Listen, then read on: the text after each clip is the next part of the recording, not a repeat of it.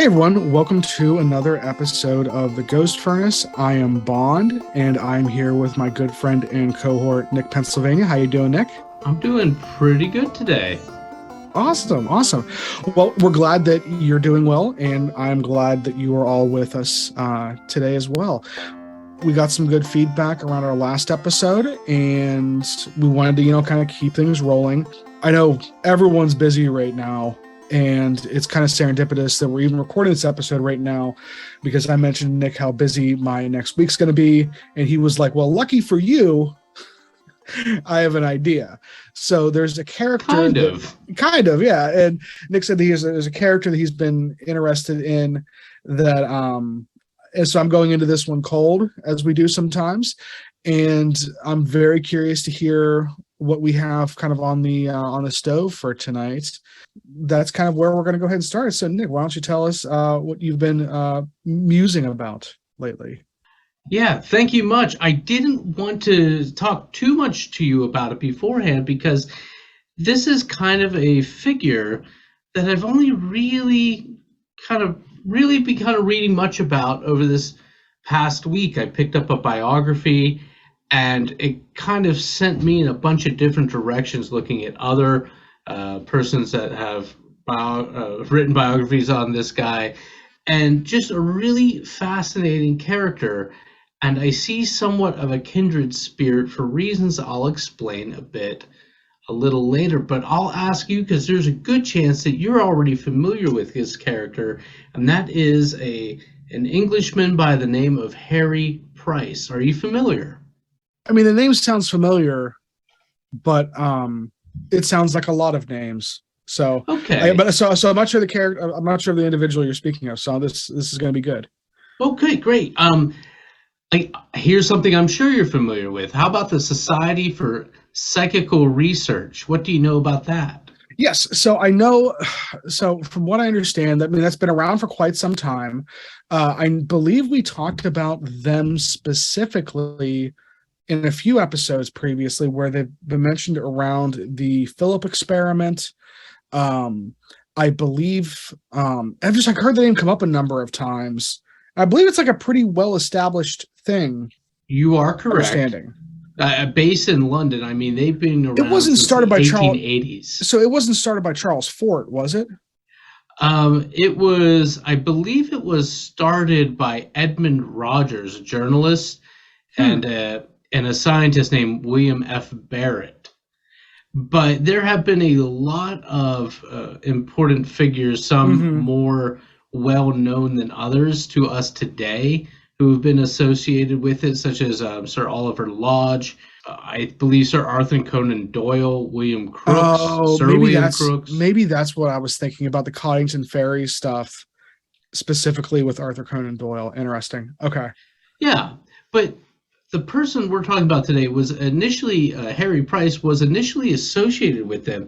And what I find really fascinating about this character is that he had this reputation for being a relentless debunker of a lot of things, and really was one of the characters to start to try to bring a scientific angle to things. He's just a curious figure. And even though he was, this debunker, this great debunker, he at the same time really kind of went towards the spotlight. And some people say that some aspects of what he did were exaggerated, or he intentionally misled in order to garner press, I guess is the best way to put it. And so in some ways, he makes me think a lot about all the ghost hunters and whatnot that we've cited, how we have to be kind of skeptical of some of the things because there is a profit angle on it. And they're going out to find something. So if they don't find it, or they don't find something, So this is just an interesting figure in that regard. And I feel kind of a kindred spirit because in the biography I've read, the author Richard Morris, the quote is about the character, because again, a lot of people struggled with him because a lot of skeptical people looked to some of the things he did. And I'll talk a little bit about that. But at the same time, he really was one of the people that was instrumental in a little place called the Borley Rectory. I hope I'm pronouncing that correct. It's in Essex, England, and it is being reported to have been the most haunted building in the United Kingdom. I don't know if you're familiar with that at all. I've heard of it. I don't know anything about it, Okay, but I believe I've it heard burned down in the late 30s or early 1940s. But anyhow, the biographer Richard Morris, to pull from it, considers Price to a complicated figure, to be a supreme, this is a quote, a supreme bluffer, a hedonistic con man, a terrific raconteur, a great conjurer, a gifted writer, and a wonderful eccentric, which I think is just a fantastic. Like, who wouldn't want Yeah, to it's be like, oh yeah, I'm described as interested. such? The real reason, though, other than like what a wonderful description of a person, I think that's I would love to for someone to describe me as says like a terrific raconteur, Right. a gifted writer, con man. These are all phenomenal. Right. Yeah, it's a list of extremes one way or the other. Yeah. But I guess one of the reasons is because I'm often torn walking and trying to be very balanced and trying to look at things skeptically, trying to really measure claims on the merit and where the evidence leads, and trying to find that balance against my fascination with all of this stuff. And I think there's a big part of this person, Harry Price, that did believe that there was something out there, but was extremely critical of it. I think he may be less single-minded than Houdini, because Houdini had his whole bag and his whole exposure thing that he did with a lot of the mediums. And I think he came from a similar place, that he really wanted to know if it was true. And I think a part of him, having read the books and having listened to people more familiar with the intimacies of his life, suggests that he wanted or believed it could be true, but he just never found the evidence in his lifetime to support it. And this Harry Price fellow seems to have had incidents when he was a young person that propelled a lifetime's worth of interest. And the big distinction is that Harry Price found a way to capitalize upon it. And I think that kind of ruined some of the it certainly tainted maybe some of his motivations later on. So again, I just kind of wanted to give a rundown. I wasn't going to get into a lot of really technical things or really specific things about his life, because I think there's enough good stuff out there. Anybody is interested should look it up. But I did want to go into some of the bigger things that he investigated. But it really goes back to the early 1920s. That's when he really kind of comes into his own. He's a middle-aged man by 1920. He himself was born in the early 1880s. So he had become a member.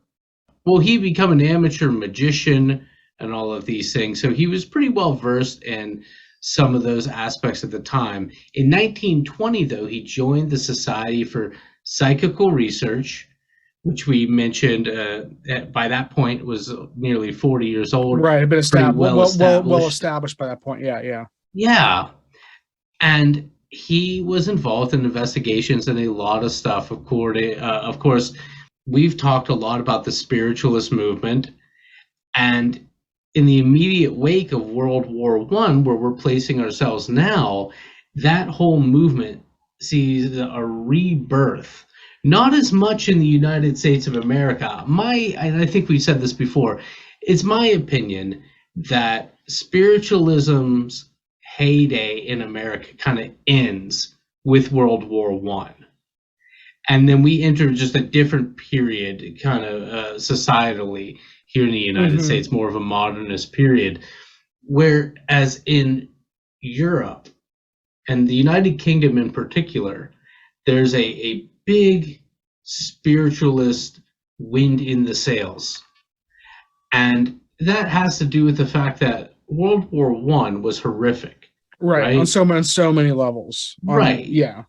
Just the carnage of World War One was unprecedented.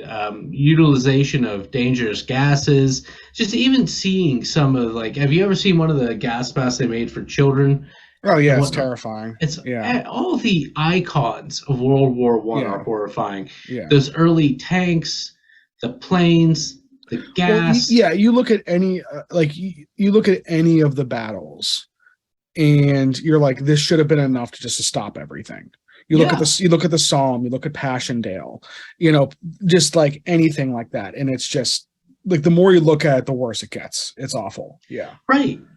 And comparatively, the United States, because we only entered towards the We were tail so end of the late. whole, Yeah. we were so late, and just did not experience the number of casualties that our cousins in the United Kingdom did.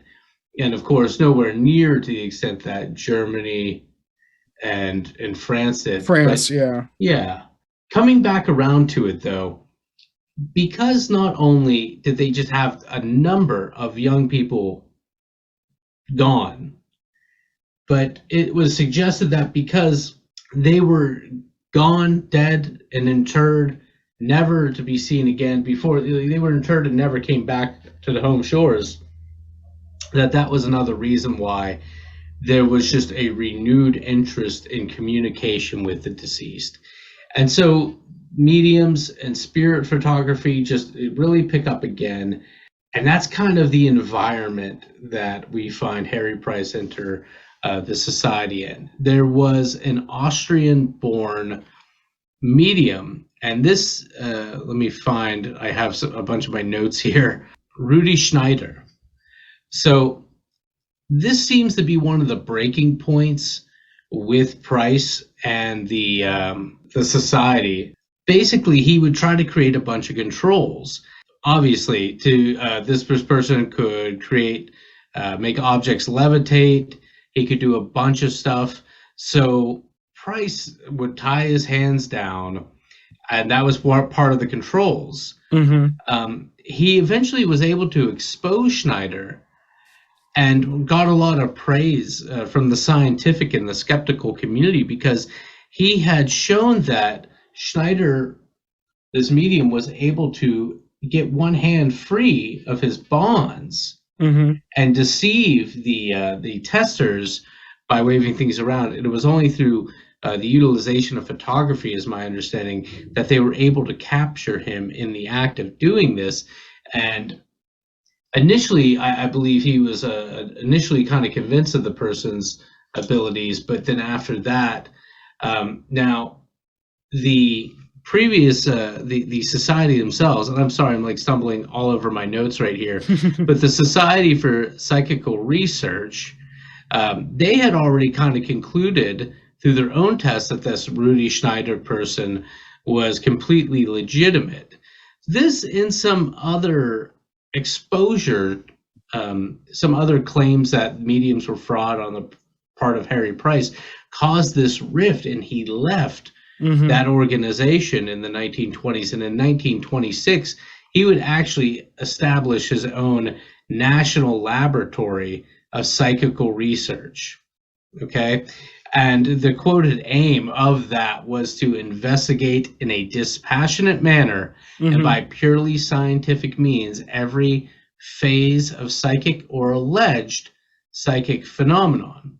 So it seems to me that reading some of the back and forth between people from Society for Psychical Research and Harry Price and some of his crew is that it seems like once the Society for Psychical Research figured they found somebody to be legitimate, they held on to that even in the face of additional evidence.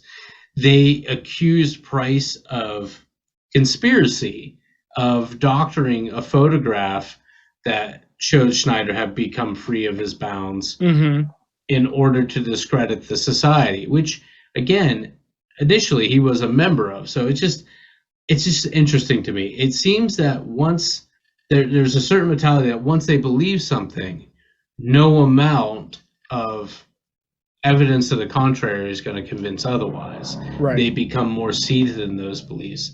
And it doesn't seem as though Price were that way of his faults that he does have. So this is just, again, a supremely interesting figure to me, because at this time that he establishes his own national laboratory, he really does start to resemble, to me, a lot of the modern ghost hunting people who have a bunch of scientific instruments, and they go in with the stated goal of trying to debunk anything. Right. So I think that mentality is good, even though I've talked before about there are different tools that come standard in the kit of the modern ghost hunter that, while seemingly scientific, they're certainly electrical. There is a lot of question as to, like, well, how? Or, like, what sense does that make? Which is something we've talked about before. Yeah. So just kind of, that's the beginning of the story. I'm kind of curious as if you have any thoughts. Oh, I got lots of thoughts, as usual. So I think, one, it's interesting, like you used the word a few times, skeptical. And I think there's a difference between, like, taking a skeptical approach to things and someone who is a quote unquote skeptic. But I feel like someone who's skeptical, by definition, does not believe in evidence, almost to the contrary. Whereas someone who is skeptically minded may, in fact, just like take an approach in some ways.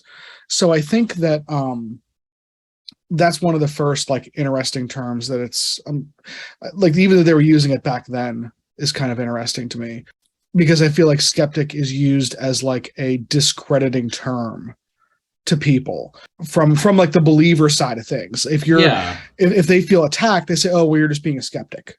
Or, right. I agree. It's a term not unlike a conspiracy theorist. Right. It's like, if you say, well, that's just a conspiracy, there is, you're trying to you're using a word to discredit someone's argument. Right, ignoring the fact that you're using it as a pejorative. Right. When people say, well, that's just a conspiracy. Well, yes, but conspiracies are real things. Right. Whether something is true or not is separate. It's dismissive of the argument on the grounds of who is making it, not on the grounds of the argument itself. Right. And there's also if you're using, well, you're being a skeptic as a pejorative term. Well, I mean, again, there are things worthy of being skeptical about. And I think if you're accusing somebody of essentially being a contrarian, you're seated in that this is not real, that you're not seeing any evidence for it. I think then that needs to be called what it is, and that's just being called a contrarian. Yeah. And that's what I think a lot of moderns, when people call people skeptics a lot of times these days, that's what those people are. Like, those people could be hit in the face by a ghost and they'd be like, ghosts aren't real, kind of thing.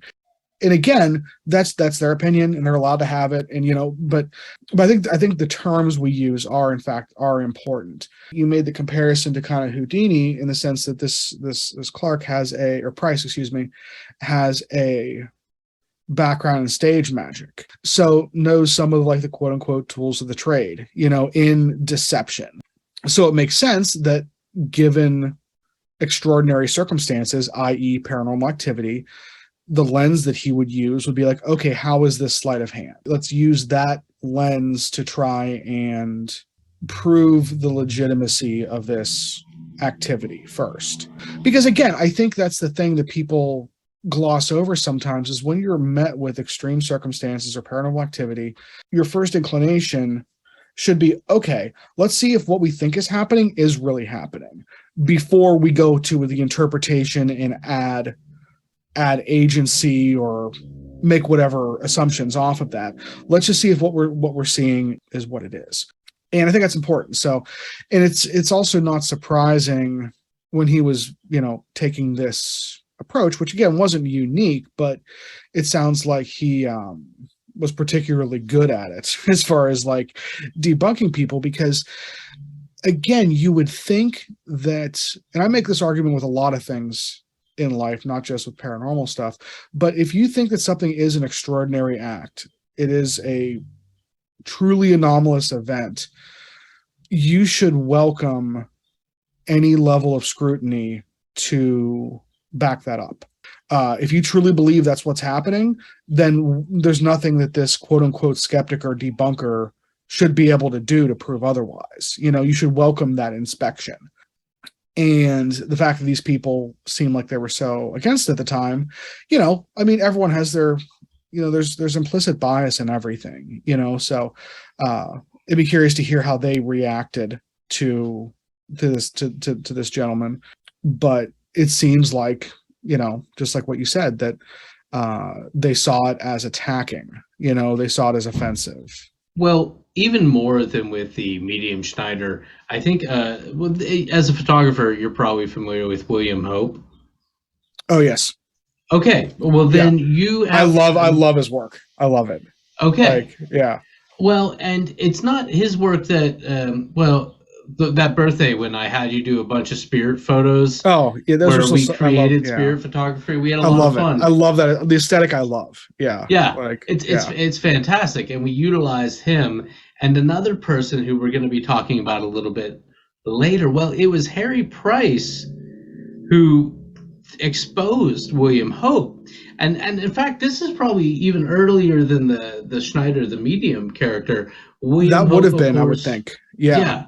Well, 1921 or 1922, while part of the society, Price was investigating Hope along with a few other people. Now, what Price did, again, you can fill in, knowing more about the history of photography and whatnot, you can fill in the gaps I'm missing here.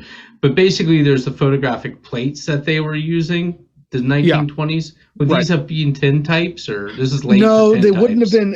It's what's the word for it? There was a few. Obviously, it's way too late for daguerreotypes. No, yeah, it is. Yeah, it wasn't tin though. It was something. The emulsion was something else. I can't. It wasn't tin. But yeah, what would happen is they would do the multiple exposures basically, right? And that had never been. People didn't know that was a thing, Yeah, it wasn't common knowledge, I guess. But what Price did was he took a bunch of plates that had an etching in them of a photography company, is my understanding, and he slipped those in to William Hope's photo plates, unbeknownst to him. And there's actually photos you can look up of Harry Price taken by William Hope that show supposed spirits. Right. When the spirit photography came out from those sessions, Price was able to point to the fact that, hey, you switched plates. And he wrote about this expose of William Hope, and that's what really caused a lot of consternation within the society. Particularly, we had mentioned earlier Arthur Conan Doyle, who, of course, famously bought into a lot of like the fairy photographs. The College of Fairies, yeah. That's a big one. Yeah, so he, let me come back to where my notes are. So yeah, Sir Arthur Conan Doyle had a bunch of people threaten to leave the Society for Psychical Research because he and many of these other members felt as though Price was being really anti-spiritualist, and apparently had threatened eviction from this, threatened to evict Price from the society, and claimed that he would fall a fate similar to that of Houdini within this whole society thing. Because at some points, to me, the whole Society for Psychical Research, because of some of the names that are involved and whatnot, it does really seem to be a fraternal order of sorts. Right. Well, and again, we're also getting like one side of the story. I don't know. I think we're getting both sides here. Are we? So again, I haven't read any of this. I haven't read any of the stuff. So like, as far as like why they wanted him out, I mean, well, they wanted him out because they felt, because William Hope, his relationship with the spiritualist movement, and of course, not all of the claims that they were investigating were spiritualist in origin. There was a lot of Eastern mysticism that Price would also investigate. And in fact, I'll talk about firewalking and rope tricks from Indian mystics that he also investigated. Price claimed that Arthur Conan Doyle specifically led a cadre of people against him for exposing William Hope.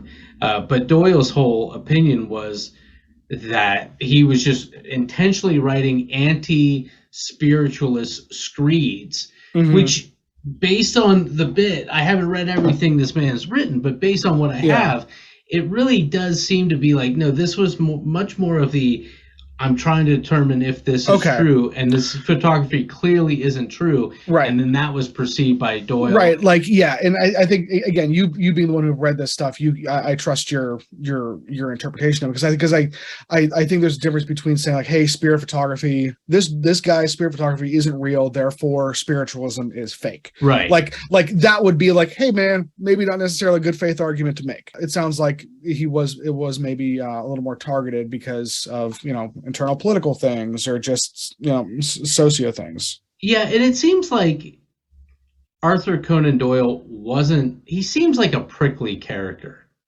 He seems like it would be very easy for one to make enemies with him. It seems like he's the kind of person who used harumph on a relatively regular basis. Not just because of the age. Right. Yeah, not just because of the age, but I feel like, 'cause, I mean, we've all, like, let's say we've all harumphed in our time. But I feel like if you're harumphing multiple times a week, let alone multiple times during a meeting with like your society that you're part of, that's someone to watch out for. So yeah, I agree. Okay, so here's another figure. When we had my birthday thing, I think it was when I was 27. I hired you to take we just had a fun time.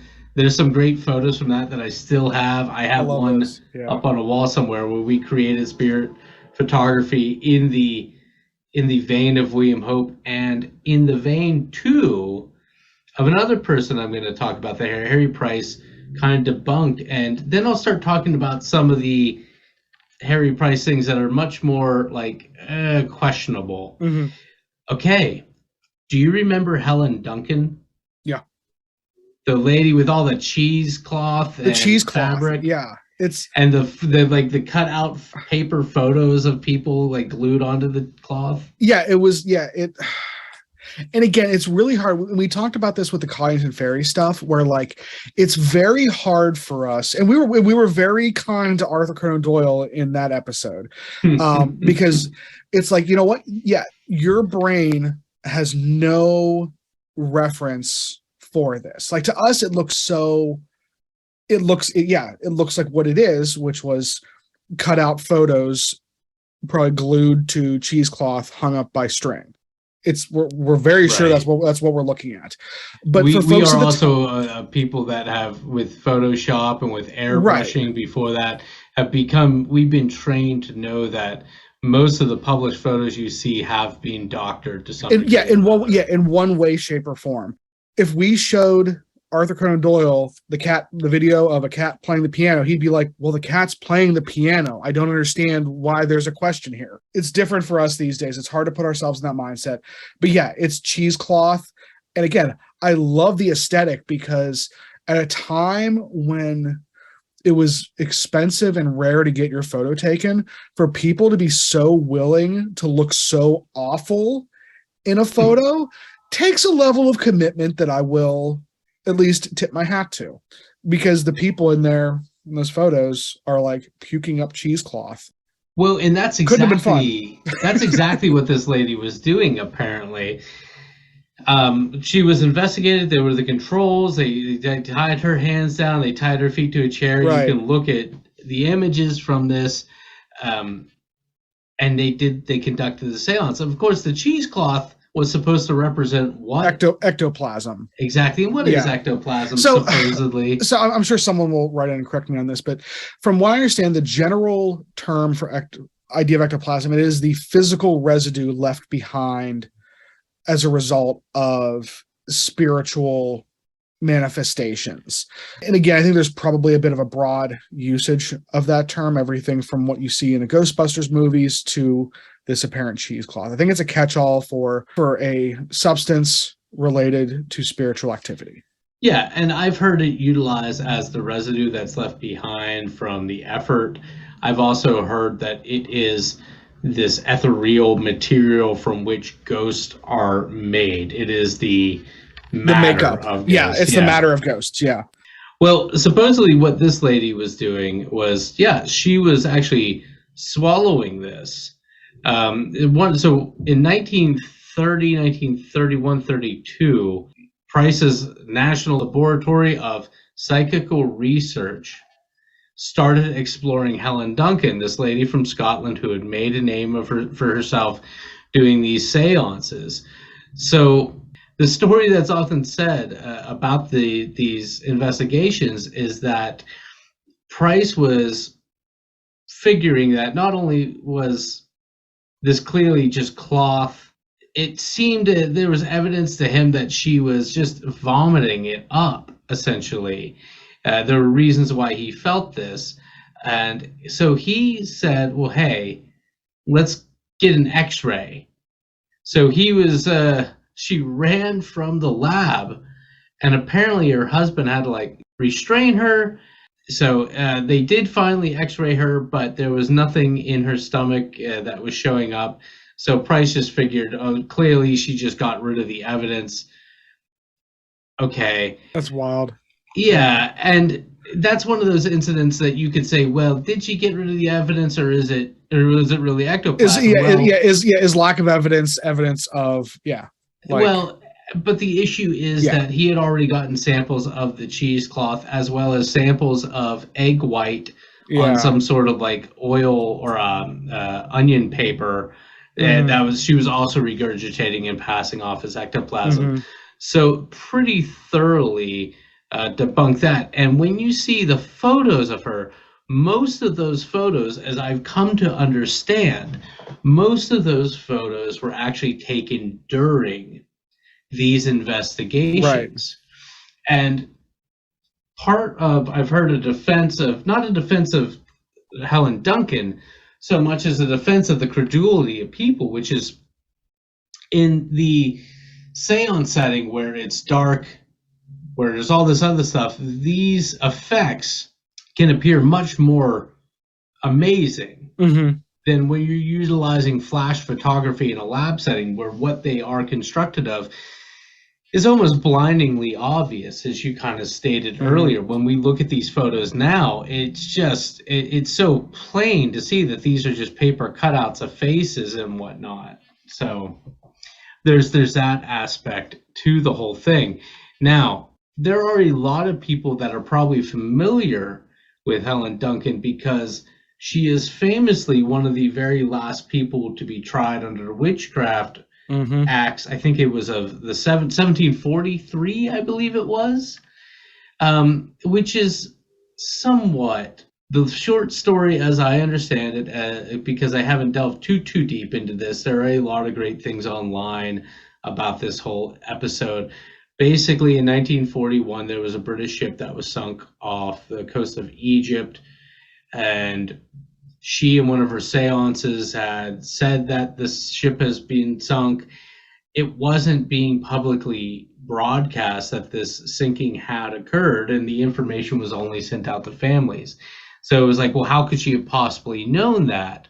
Well, many people did know that the ship had been sunk. It just wasn't in the press. She could very easily have heard word of mouth. She could have very easily known one of the families of somebody who was lost. So it wasn't remarkable, but the British government in wartime definitely wanted to keep that under wraps for control of information. And so that was the reason, is my understanding, that she was ultimately charged under these, ancient witchcraft sort of laws, these 300-year-old laws at that point. So she is an interesting story. Most people that look into her name are doing so for that aspect, which is supremely interesting. But Harry Price had pretty thoroughly exposed her for being just a very clever con artist.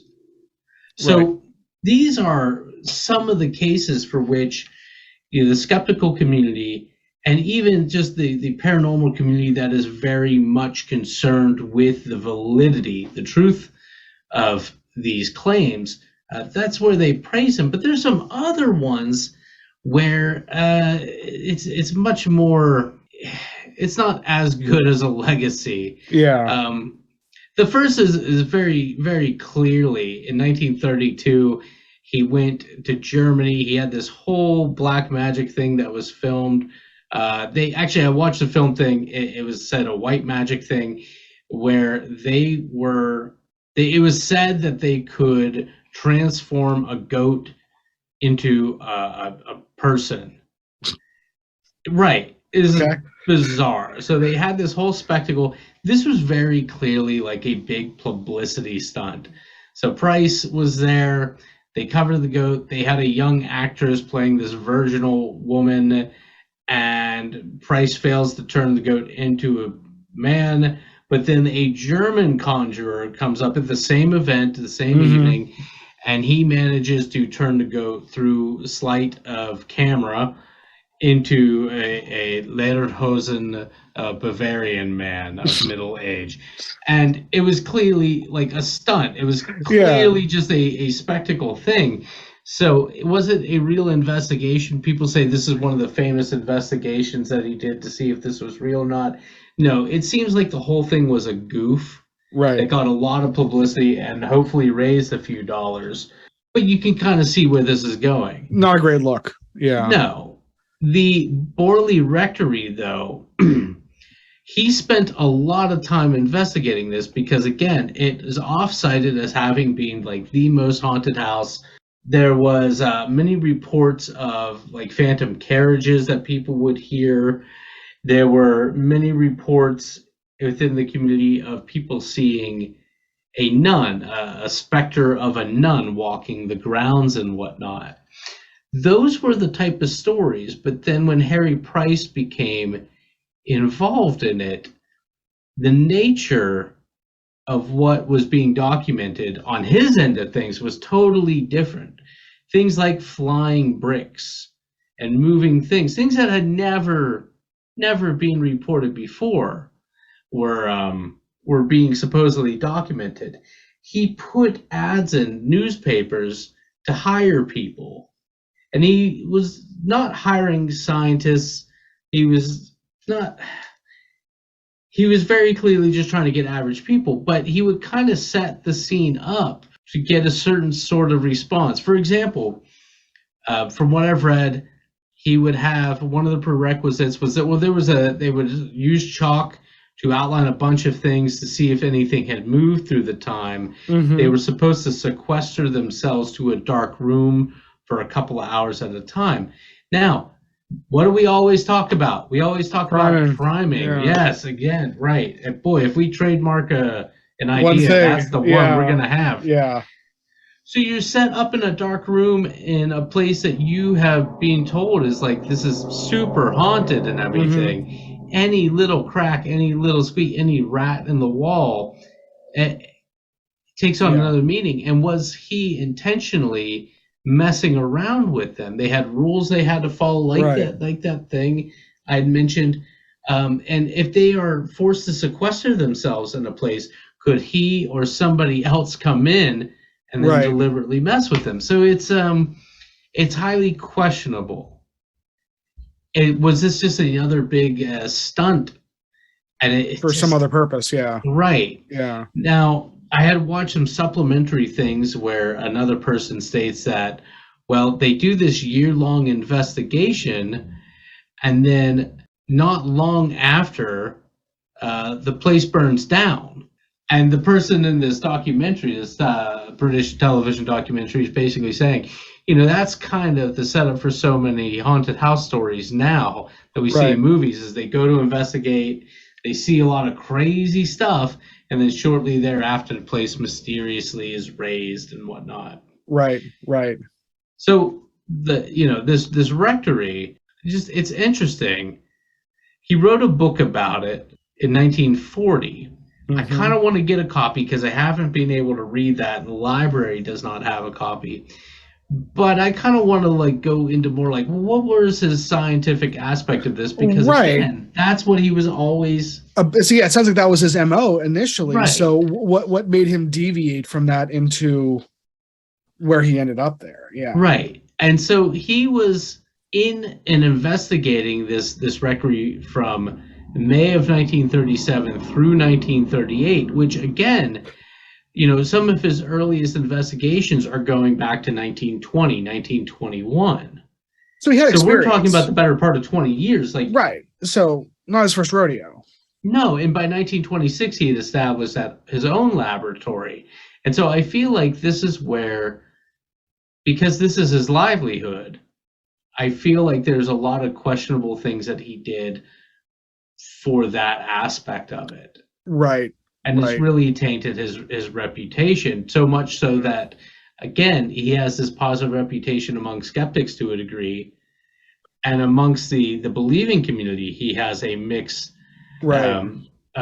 So it seems like he's just a very kind of divisive in some ways. Well, I wouldn't say divisive, because divisive to me suggests that he's loved by some and hated by the opposite group, like this opposition group. It seems like both skepticals and the unerring believers both have really mixed opinions of the guy. You're right. That is a distinction. Yeah. And it goes back to that quote I read earlier about just to kind of round things out. Like the quote was, a supreme bluffer, a hedonistic con man, a terrific raconteur, a great conjurer, a gifted writer, and a wonderful eccentric. And I think, too, that he set out with really good intentions, because even later on, he is still doing credible things. But I kind of want to end my story of him with what I think is the goofiest of all these. Nice. More goofy than the sheep to the goat to man. Because and Lederhosen, yes, yeah. Well, they were in Bavaria or Austria. That was such a clear, spectacle. Isle of Man. Are you familiar with it? The place, yeah. Okay. Isle of Man, for those of you who are not aware of it, you should look it up. It is its own country, correct? I don't know off the top of my head if it's its own country. I correct myself. Well, it is a country, but it is a country, but it is part of the United Kingdom, I believe. Right. That's why I wasn't sure if it's considered a province or a royal territory. I don't know how they have weird designations. So yeah, it is the. Yeah, okay. So it is the Isle of Man. Either way, Isle of Man, it is part of the United Kingdom. In the mid-1930s, Price and another man, Richard Lambert, they traveled to the Isle of Man to investigate a talking mongoose. I saw your eyebrows go right up. You have my attention. I understand. A talking mongoose. Do you know what the mongoose name was? Was it Ricky Tikki Tavi? No, there are some who call him Jeff.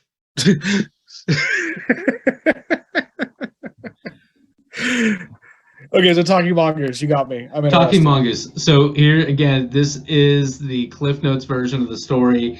There is a man. I think it's a family.